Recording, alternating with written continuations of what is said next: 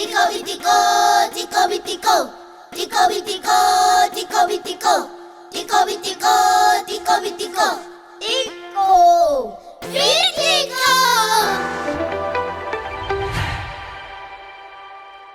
ደህና ነው ታባባ?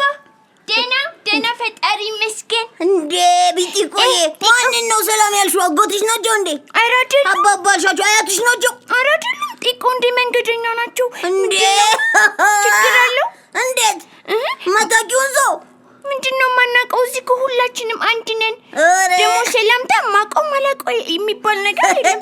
ኧረ አባቴን ያስተማረኝ። እንዴት ባጠገብሽ ተው ካለፈ ሰላም ማለት አለብሽ ምናምን። ማታቂውንም ኧረ ቢቲኮዬ እኔ እኮ ክፍል ውስጥ የማውቃቸውን ልጆች ብቻ ነው እንጂ ሰላም የምለው ማላውቃቸውን እንደውም ትከሻ ለትከሻ ገፋ ተደራርገን ነው ምን ትላለች? አረ እንደሱ አይደረግም ጢቁ። እንዴ ማኩ ቀኝ ግዛት ነው የሚባለው። አረ ቢቲኮ ቀኝ ግዛት ሰላምታ እና ምን መሰለህ? እንዴት እኛ ኢትዮጵያውያን ሰላም የምንባባልበት ስርዓት አለ። እሱማ አውቃለሁ። ጎንበስ ከአንገት ተብሎ ደህና ዋላችሁ ይባላል። ግን የማይታወቅ መሆኑን የማይታወቅ ሰው ሰላም ይባላል መባሉን አላውቅም። ምንድነው ቆይ ችግሩ? የምታውቀው ሆነ የማታውቀው እንዴት ናችሁ ሰላም ናችሁ ብትል ምን አለበት? ነገሩ ችግር የለውም።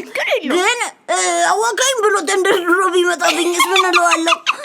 አይ አላውቅም ሰላም ልለው እንደዛ የለም ሰው እንደዛ የለም። ሰላም ዋልክ ስትለው ሰላም ነው የሚለው እንጂ ግን አጎቴ ሲል ምን ሰማሁት መሰለሽ? እኛ ቢሮ አለ በሊፍት ስንሄድ ሊፍት ውስጥ አብረውን የተሳፈሩትን ሰዎች እንዴት አደራችሁ ላለው ሲል ሰምቼዋለሁ። እውነቱን ነው። አይተዋወቁም እኮ እና አይተዋወቁ ድሮ እኮ ጢቁ የእኛ አባቶቻችን ኢትዮጵያውያን በመንገድ ሲሄዱ ወይ ወደ ገበያ ወይ ወደ ትምህርት ወደ ተለያየ ቦታ ሲሄዱ ማለት ነው መንገድ ላይ ሰው ካዩ እንደምን አደራችሁ እንደምን ዋላችሁ የዛኔ እየተባባሉ ነው እጅ የሚነሱት። ጢቆ ቢቲኮዬ እኔ ግን ሳስበው የዛኔ የህዝብ ብዛት ትንሽ ስለነበር ነው ብርቅ ሆኖባቸው ሰው ማየት ብርቅ ስለሆነ ሲገናኙ ደስ ብሏቸው ሰላም የሚባባሉ ይመስለኛል።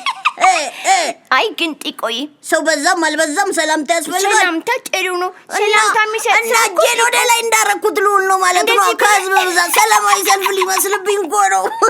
እንደሱ አይደለም ጢቆ። እንዴት አሳምኝ? ለምሳሌ ከቤትክ እየወጣክ እንደዚህ አንድ ሰው ባጠገብ ቢያልፍ ሰላም አደሩ ብትል ምን ችግር አለው? በችግር የለውም። እንደዚህ ግርግር አጎቴ ነገረኝ ልንገርሽ። አሁንም እንደገና ከሊፍት ደግሞ ሲወርዱ መልካም ቀን እላችኋለሁ። በጣም ደስ የሚለው እውነቱን ነው። እንዴት ምን አለ መሰለህ ጢቁ ሰላም ዋልክ እንዴት ነህ በል ሰላም ዋል ምናምን ስትል ሁልጊዜም ሰላም እየተመኘህ ነው ማለት ነው። እና ጸጥ ብለህ ምናምን እየተገለማመጥክ ብትሄድ ምንድን ነው ጥቅሙ? አይገርምሽም? ጥቅም የለውም። ሰላምታ ውስጥ ብዙ የማይተዋወቅ ሰው ውስጥም ሰላም አንዱ ላንዱ ያቀብላል ማለትሽ ነው። እውነት ነው። አንድ እንደውም ልንገርክ እናቴ ከዚህ በፊት ያጋጠማት። ምን አጋጠማቸው? እናቴ ሁሌ ሰላምተኛ ናት። በመንገድ ስትሄድ እንደምን አደሩ ደህና ዋላችሁ ልጆች እንዴት ናችሁ ታውቀው ይመስለኝ ስለነበር ነው። ሁሉንም ሰው ነው ሰላም የምትለው። እድርተኞቿን ያልሆኑትንም መንገደኛውን በሰፈሩ ስታልፍ ሰው ሰላም ትላለች። የቢጢቆ እና ጢቆ ምን ሆነ መሰለ? ምን ሆነ? እናቴ አንድ ቀን መንገድ ላይ ያዞራትና ተደግፋ ቁጭ ትላለች። ከዛ ለካና ራሷን አዙሯት ደክሟት ነውና ደክሟት እንደዚህ ተደግፋ ቁጭ ብላ ሰዎች ሲያልፉ አዩት። ወይ እናቴ ምን ነው ብለው ብዙ ሰው ወይኝ እኮ ሰላምተኛ ናቸው አታውቋቸው ምናቃቸዋለን ውሃ አምጡላቸው ቤታቸውን እንሰዳቸው ምናምን ብለው እናቴን ተረባርበው ተንከባከቧት። ቢጢቆ ያው በደንብ ገብቶኛል። የእናትሽ ምሳሌ ሳይቀር ጠቅሰሽ ስላስረዳሽኝ አመሰግናለሁ። ከአሁን በኋላ ማየውን የማገኘውን ሰው ሁሉ የፈጣሪ ሰላምታ ሰጣለሁ። እውነት ነው።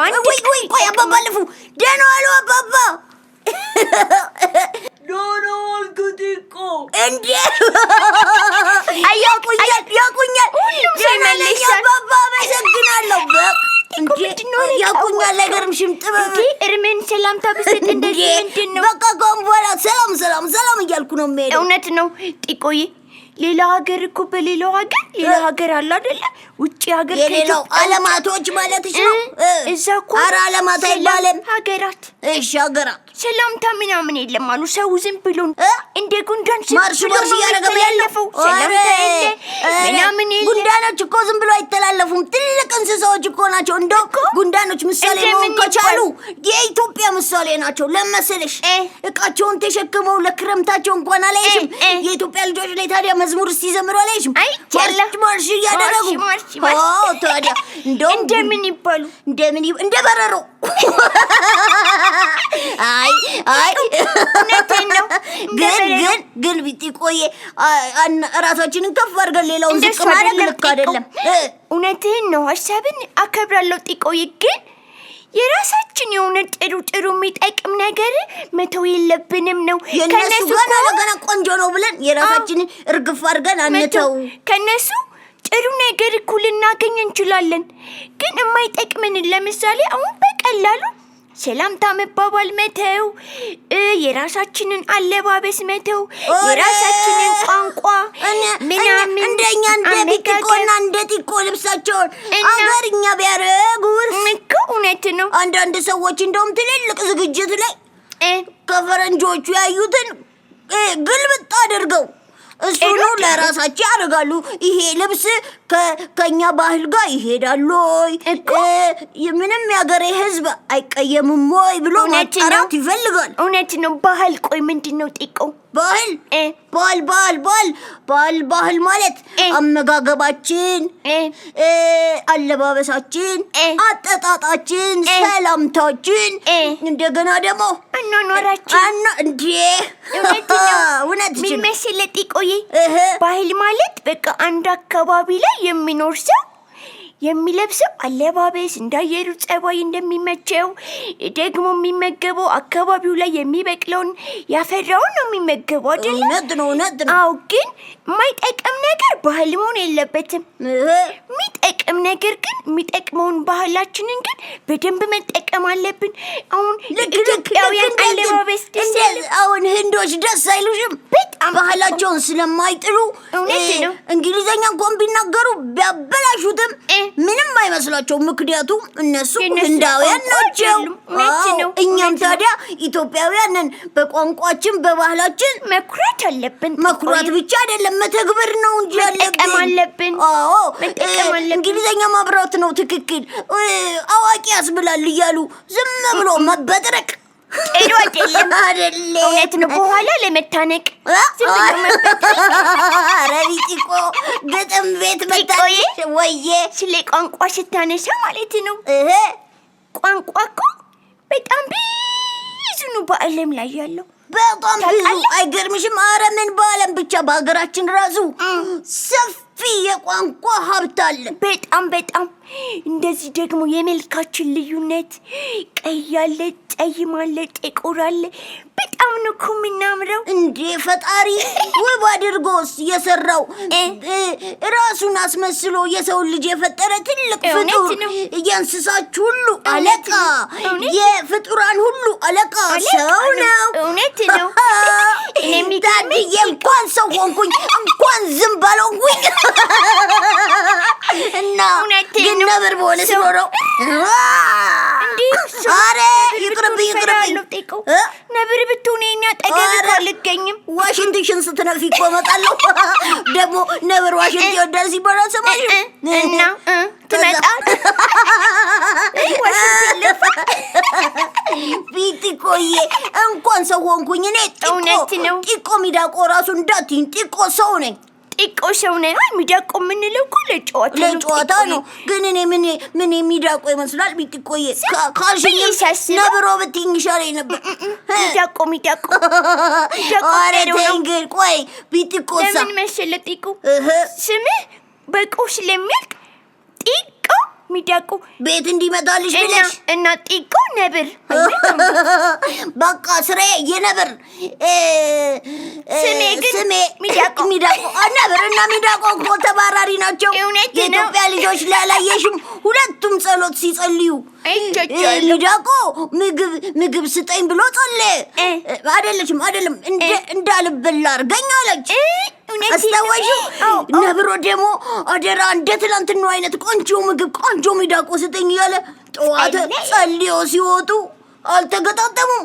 ከዛ በኋላ እያባረራት የነገርኩህን ረሳው ፈጣሪ ትላለች እሷ። እሱ ደግሞ ልታስመልጠኝ ነው እንዴ ፈጣሪ አረተው እያሉ ሲሮጡ ምንም ሳያመሰግን ግልብጥ ብሎ የተኛ አሳማ አላገኘም።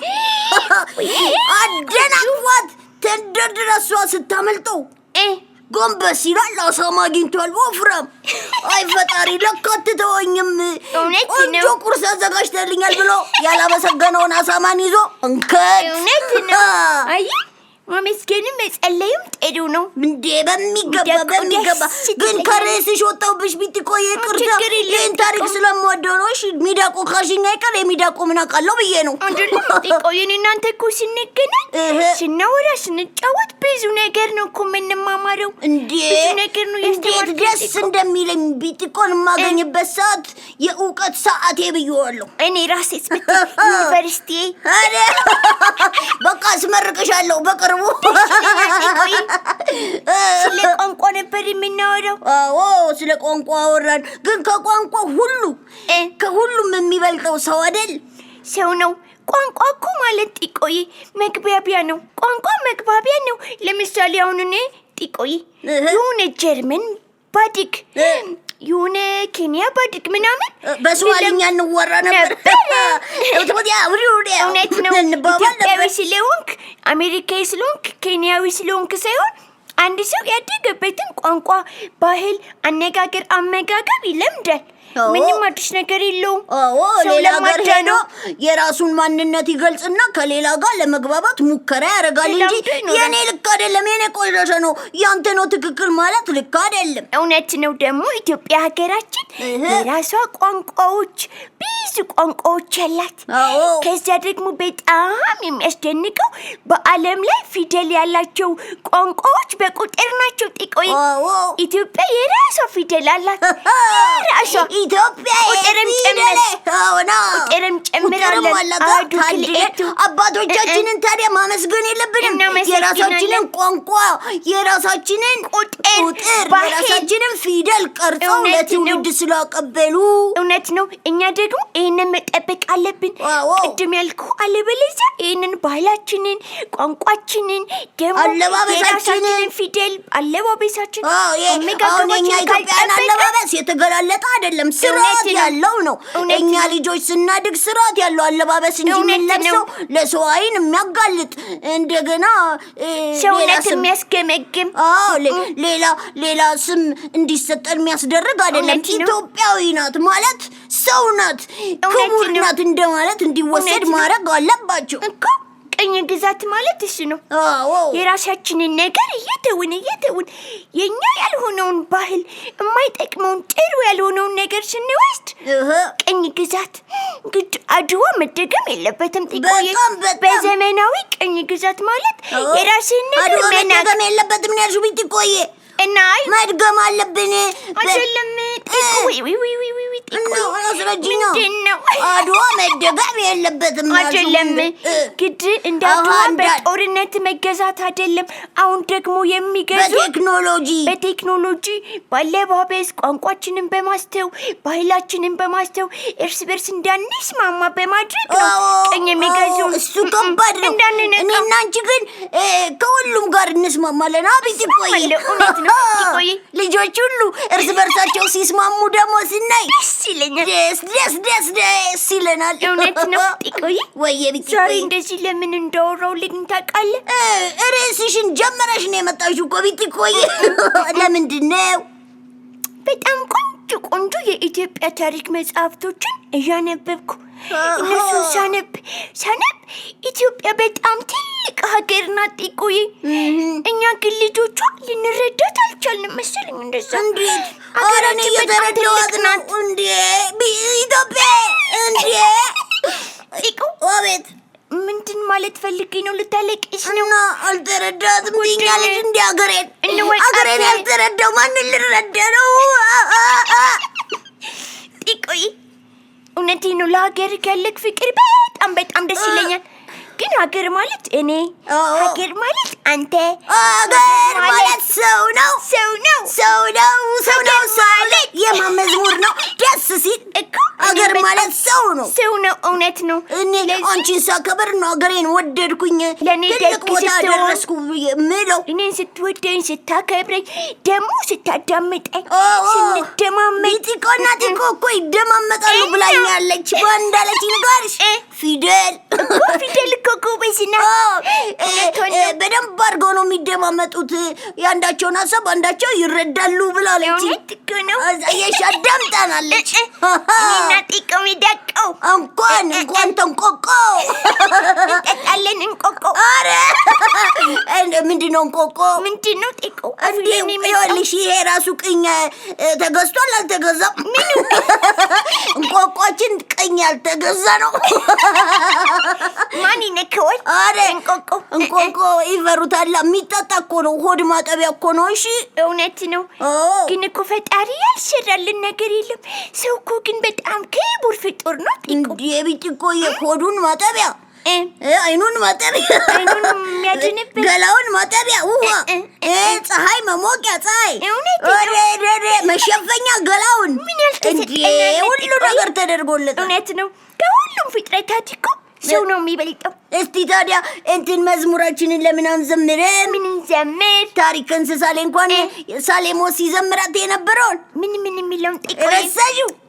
ሰው አንድ ሁለት ሶስት ከፍጥረታት ሁሉ በዓለም ካለው ፈጣሪ ያከበረው ውዱ የገነነው የምድር ጨረቃ የፍጥረት አለቃ እጅግ ጥበበኛ ከሁሉም አንደኛ ሰው ነው። ሰው ስሙ ሞገስ ያለው ሰው ነው። ሰው ስሙ ሞገስ ያለው ሰው ነው። ሰው ነው። ስሙ ሞገስ ያለው ሰው ከፍጥረታት ሁሉ በዓለም ካለው ፈጣሪ ያከበረ ውዱ የገነነው። እኛ ገነናል።